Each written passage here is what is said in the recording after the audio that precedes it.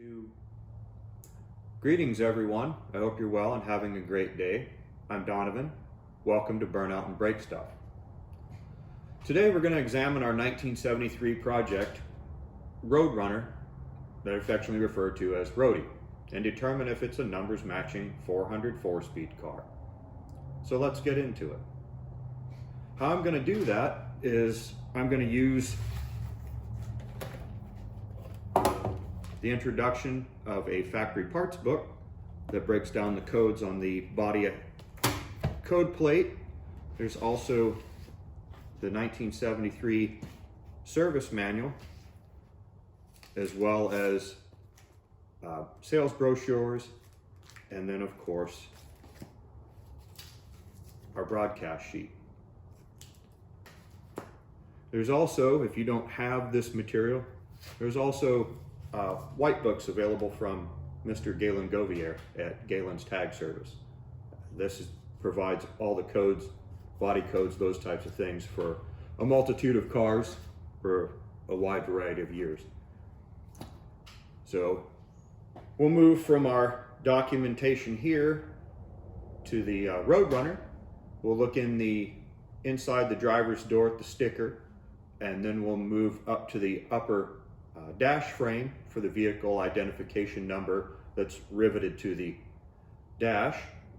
Then we'll move into the engine compartment and look at our fender tag or body code tag. Look at the core support. Core support also has a vehicle identification number on it. Then we'll move around to the passenger side block deck where the engine codes are stamped there. And then we'll move down to under the car to the passenger side block right above the oil pan. There's a machined pad with the vehicle identification number stamped there, as well as we'll move back to the A833 and look at the numbers stamped on that pad. So that's what we're going to do. Let's get into it. Let's begin our investigation with the manufacturer's sticker on the door, and we can see it was date of manufacture July 1973, and then our RM21 P3G 267204, R meaning satellite, M medium price range, which is Roadrunner, 21 is two-door sedan, P code 400 high performance, 1973, G St. Louis manufacturing plant, and then the identification number 267204. Next we'll move to the upper dash frame VIN tag. Now we can see our upper dash frame VIN tag, complete with its rosette rivets from the Chrysler Corporation. RM21 P3G 267204, which matches the sticker in the door. Next we'll move on to the body identification code tag located inside the engine compartment, commonly referred to as a fender tag.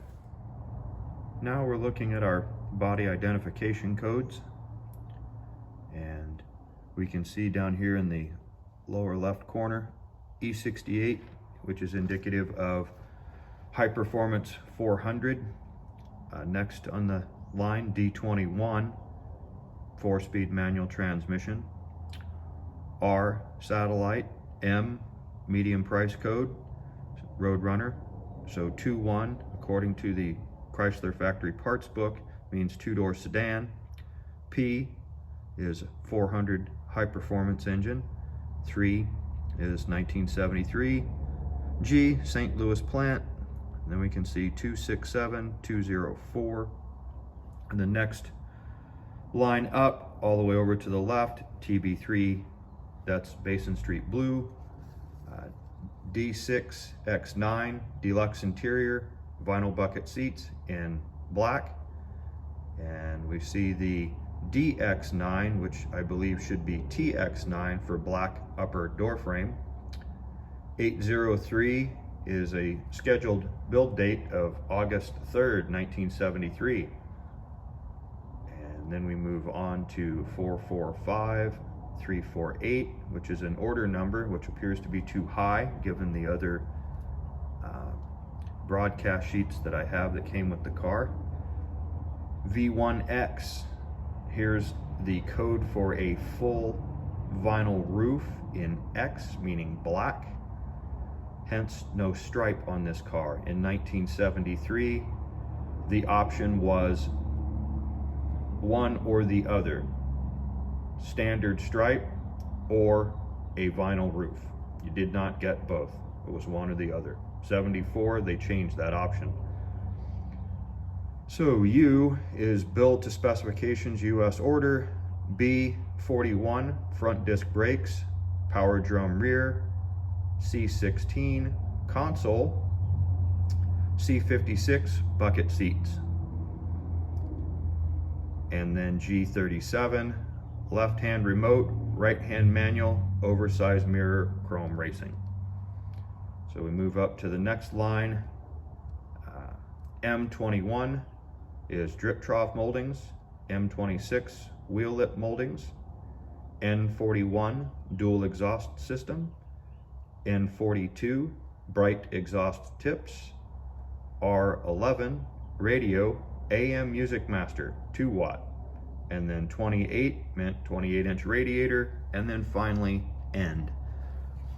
So that concludes all of the codes on the tag. One of the interesting things to note here about how Chrysler painted their cars was they put the tag in and screwed it down on the left side, and then the tag is bent up so they could paint the body.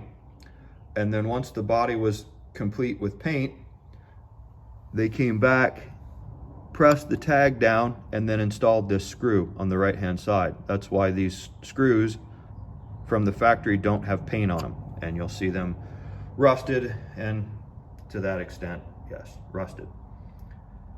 So that concludes our body identification, and we'll move over to our core support, which we'll have difficult seeing if we can see it all, because those numbers are behind the radiator.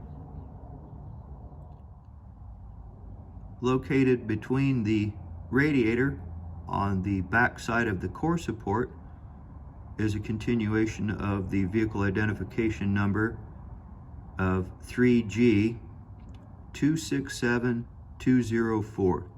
It's barely visible here, but it is there. So that concludes that identification number. We'll move over to the engine by the distributor, and then finally below the car at the passenger side pan rail, and then to the transmission. Now we're examining the passenger side deck of the 400. We can see J for 73, 400. Scheduled date there, or date that it was July 19th, so 7/19. At the very bottom center, there's an X and then HP. So those are the codes that are stamped on the block.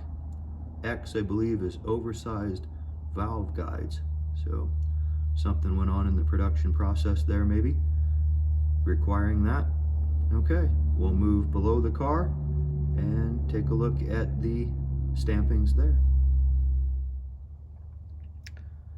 Below the car, passenger side, right above the pan rail, we can see our 3G2672 and barely a 0 in there, and then the 4. Once again indicating this is the numbers matching engine block for this car. It's not been replaced with another engine. We'll move back to the 4-speed and take a look at the identification pad there. Now we are on the identification pad of the A833 4-speed. We see PP8334346 and then the vehicle identification number 3G267204. This is a numbers matching 1973 Roadrunner with a 400 and a 4-speed. Well, I hope you enjoyed this video, and before I go, I would like to thank everyone who watched. I appreciate those who subscribe and return to watch. Next up for the project will be replacement seat covers, the seat foams. So that'll be moving forward. That'll be excellent. I have, while the interior is out, I'm going to replace the heater core and the dome light cover, along with the package tray and a new carpet kit. And that will complete our interior, and then we can move on to other projects on the car. Once again, I hope you have a great day, and thanks for watching.